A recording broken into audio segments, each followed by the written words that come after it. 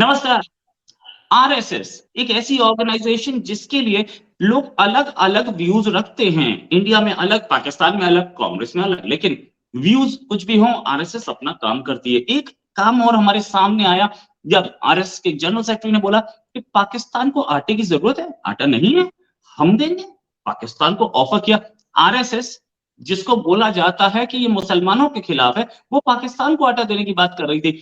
सारी इमेज तोड़ी और पाकिस्तान को आटा ऑफर कर दिया।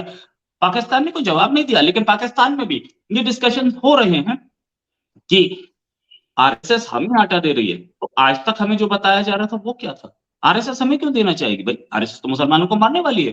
ये पाकिस्तान को क्यों?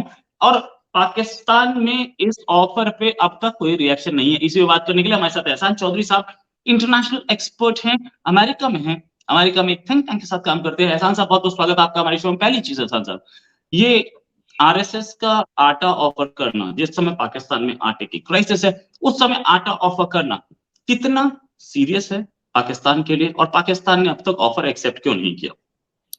जी नमस्कार शर्मा जी, और आपके जितने चाहने वाले हैं, देखने वाले हैं, सबको सलाम, नमस्ते। ये जो आरएसएस का स्टेटमेंट है, ये बहुत खुशाइंद है। और ऐसे हालात में जब पाकिस्तान के पास बहुत बड़ा शॉर्टेज है, वो बहुत एक अच्छी ऑफर है। लेकिन हमें ये देखना है कि पाकिस्तान की जो इंटरनल डायनामिक्स हैं या पॉलिटिक्स है, वो बहुत मैटर करती है। ऑफर चाहे आरएसएस की तरफ से आए, चाहे गवर्नमेंट की तरफ से आए, चाहे किसी और ऑर्गेनाइजेशन की तरफ से आए, असल उसका फैसला तो पाकिस्तान ने करना है कि पाकिस्तान ऑफर लेना चाहता है कि नहीं लेना चाहता।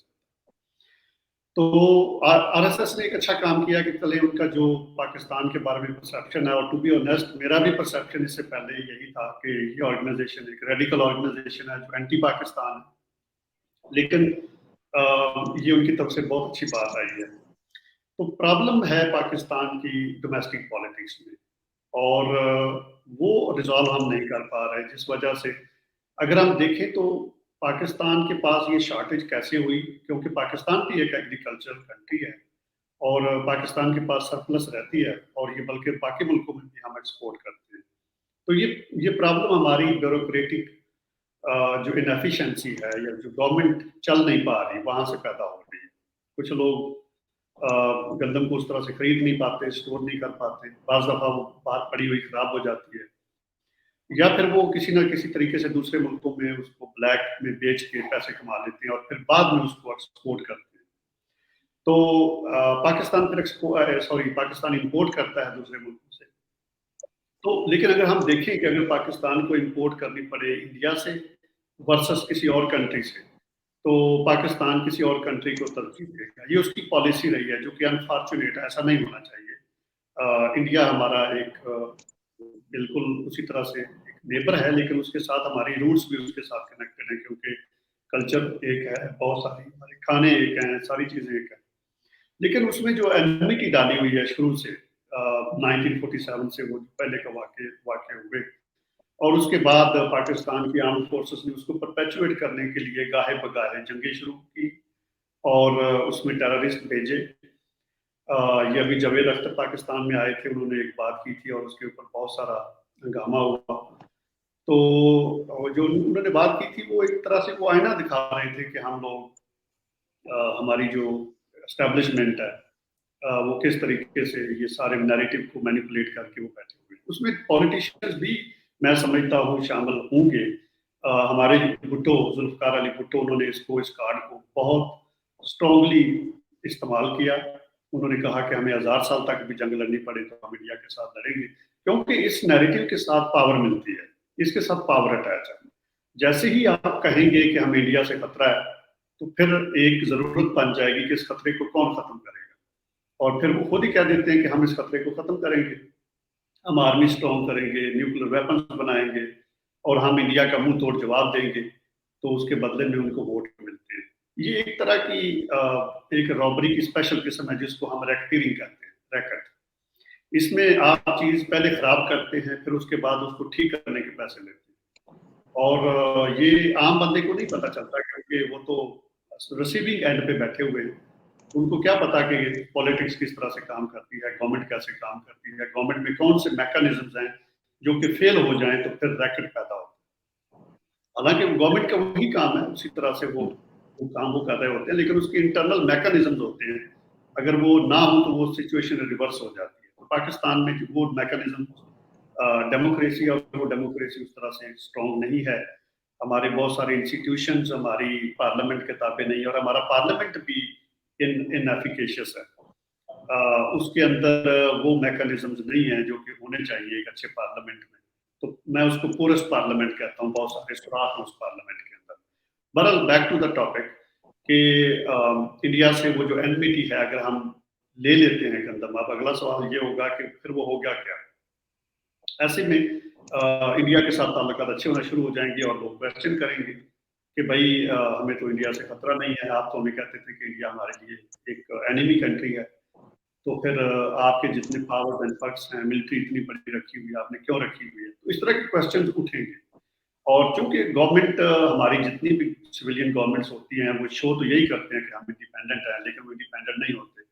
वो मिलिट्री उनको डायरेक्शन देती है या उनसे उनको डायरेक्शन लेना पड़ती है कोई भी काम करने से पहले, ट्रेड करने से पहले। और बल्कि हमारी आर्म फोर्सेस के पास तो फॉरेन पॉलिसी वही कंट्रोल करती है, अभी तक तो वही उसी तरह से होता है। हिस्ट्री में आप अगर बदल जाए बात तो मुझे नहीं पता, लेकिन जब ऐसे सूरत हाल होगी तो फिर कोई भी गवर्नमेंट इंडिपेंडेंट फैसला नहीं ले सकती और उसमें उनकी रिपरकशन है।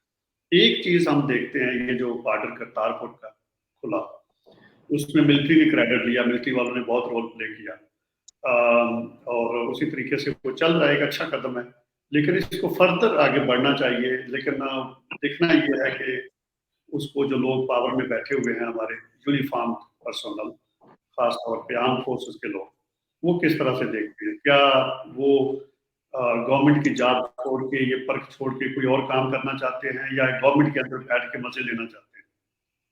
और अगर वो मजे लेना चाहते हैं और ऐसे प्लॉट्स बनाना चाहते हैं तो फिर तो इंडिया के साथ दुश्मनी हमें कायम रखना पड़ेगी, फिर तो इंडिया हमारा एनिमी है। लेकिन अगर वो इंसान के बच्चे बने और वो समझे कि हमें ये पावर लोगों ने दी है, और पॉलिटिशियंस भी कुछ कॉन्स्टिट्यूशनल रिफॉर्म्स लेके आए, तो फिर ये मसला बिल्कुल ठीक हो सकता है, फिर ताल्लुकात भी बहाल हो जाएंगे, फिर कोई मसला नहीं रहेगा। बहरहाल ये एक अच्छा कदम है और इसको सराहना चाहिए। राइट। ये जो आरएसएस ने जो दिया है, पहले दिन से आरएसएस को पाकिस्तान ये बोलता रहा कि नाजी ऑर्गेनाइजेशन है, ये मुसलमानों को मारती है, मुसलमानों के खिलाफ काम करती है। अब की बार कुछ उल्टा दिखा आरएसएस की तरफ से। क्या ये पाकिस्तान में परसेप्शन चेंज कर रहा है लोगों के बीच में आरएसएस के लिए? इसका तो मुझे नहीं पता, लेकिन एक चीज मैं आपको बताऊं, क्योंकि हमने बॉर्डर बंद किया हुआ है, सील किया हुआ है, एक पाकिस्तानी इंडिया में नहीं जा सकता। और जो स्टेटमेंट गवर्नमेंट की तरफ से आता है हमें, वो लोगों को उसी तरह से एज इट इज मानना पड़ता है, क्योंकि लोगों के पास कोई मैकेनिज्म नहीं है कि वो उसको वेरीफाई कर सके। और वेरीफाई करने का तरीका ये होता है कि या तो हम खुद वहां पे जाके विजिट करें, उनके साथ इंटरेक्ट करें, पता करें कि ये बात जो कर रहे हैं ठीक है, किस हद तक ठीक है। इक्का दुक्का लोग वो भी सकते हैं, वो स्टेटमेंट्स देते रहते हैं टीवी पे आके, लेकिन उस ब्रॉडर पिक्चर को देखना होता है। तो एक तो वो बॉर्डर्स बंद हैं, लोगों के पास कोई ऑप्शन नहीं है उसको वेरीफाई करने की, तो गवर्नमेंट की तरफ से जो स्टेटमेंट आते हैं उनको लोग उसी तरह से ले लेते हैं। अब देखना ये है कि वो परसेप्शन किस हद तक, आपने कहा कि वो चेंज हो रहा है, ये डिपेंड करता है, क्योंकि उसके अंदर वो मैंने जो रैकेट का जिक्र किया, जो रैकेटियरिंग है, उसका काम ये है कि आप एक या दो बंदे इंडिया में भेज दें टेररिज्म करने के लिए, और जब वहां पे जाएंगे तो टेररिज्म होगी तो इंडिया वाले आपको कहेंगे कि हम आपके साथ जंग चाहते हैं। और ये स्टेटमेंट असल में वो लेना चाहते हैं इंडिया की तरफ से। बाज़ दफा लोग ये कहते हैं कि पाकिस्तान को इंडिया में टेररिस्ट भेजने की क्या जरूरत है, और देखा भी जाए तो उससे क्या उखाड़ लेंगे आप, कितने कोई मतलब अगर उसमें आपने फैटेलिटीज की 200-400 लोग आपने मार दिए, अगर हम देखें तो स्टेट लेवल पे कोई ये इतना मैटर नहीं करती थी।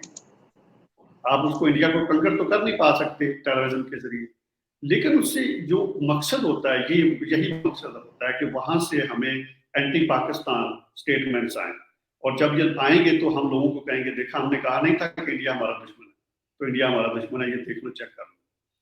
तो ये वो उससे वो मकसद हासिल करना चाहते हैं। राइट। अच्छा सर, एक चीज कि एक चीज के आरएसएस को बदनाम करके पाकिस्तानी हुक्मरानों को मिल क्या रहा था? ऑफ कोर्स इस स्टेटमेंट ने कि हम आटा दे सकते हैं, आप प्रॉब्लम में हो तो पाकिस्तान को, वो भी तो आरएसएस मिल क्या रहा था? मैंने जिक्र किया कि वो जो मिलने वाली बात है वो तो पावर है डेफिनेटली। जो क्या मुझे सुन पा रहे हैं? जी मैं सुन पा रहा हूँ, आपकी आवाज कम हो गई थी बट मैंने उसको सुन लिया है। मैं ये कह रहा हूँ कि उसके नतीजे में ऑब्वियसली आपको जो पावर मिलती है वो एक बहुत उसमें पर्क्स हैं, उसमें इजी मनी है, उसमें बहुत सारी चीजें हैं। तो वो मैंने उसको एड्रेस किया है कि वो आप सुन नहीं पाए दरमियान में कि ये एक पावर की गेम है और उसमें आपको एक एनिमी क्रिएट करना पड़ता है। आप देखते हैं वो मूवी के अंदर, आपने मूवीज तो इंडिया में बहुत बनती हैं, पूरी दुनिया में मूवीज बनती हैं, तो उसके अंदर एक विलन क्रिएट करना पड़ता है। अगर विलन नहीं होगा तो मूवी नहीं चलेगी। तो आप अगर विलन क्रिएट करेंगे तो उसके बाद फिर वो आपके खुद अपने बस में होता है कि आप विलन से कितना वायलेंस करवाते हैं। तो जैसे जैसे वायलेंस करता जाएगा आपकी मूवी हिट होती जाएगी। तो इस केस के अंदर आपको वो विलन को उस तरह से नहीं है कि वो विलन की मर्जी से होता है, लेकिन यहाँ पे लोगों को कंस्ट्रक्ट किया जाता है कि ये देखो वो क्या हो रहा है। और उसका मैंने जिक्र किया कि हमारी जो टेररिज्म है जिस तरह से लोगों को भेजा जाता है, उसके पीछे उस नैरेटिव को परपेचुएट करना मकसद होता है कि इंडिया की तरफ से एंटी पाकिस्तान स्टेटमेंट आएगा और फिर हम लोगों को कहेंगे कि देखो इंडिया के लोग कितने पाकिस्तान से नफरत करते हैं। लेकिन वो आम बंदे को तो नहीं पता होता कि ये कार्रवाई आपने की, आपसे शुरू हुई है। अब देखिए ये जो बॉम्बे के अटैक्स हुए थे, ये सारे इसके ऊपर पाकिस्तान में कमीशन बना, लेकिन उसके ऊपर हम बात नहीं कर सकते पाकिस्तान के लोग। और वो जिन लोगों ने किया वो सारे उनको, और उसके ऊपर कोई प्रॉब्लम ये है कि हमारे पास कोई इंटरनेशनल एंटिटी नहीं है उस तरह की कि हम उसके ऊपर इन्वेस्टिगेशन करवा लें और फिर लोगों को अकाउंटेबल ठहराया जा सके। तो ये इंटरनेशनल सिस्टम की प्रॉब्लम है।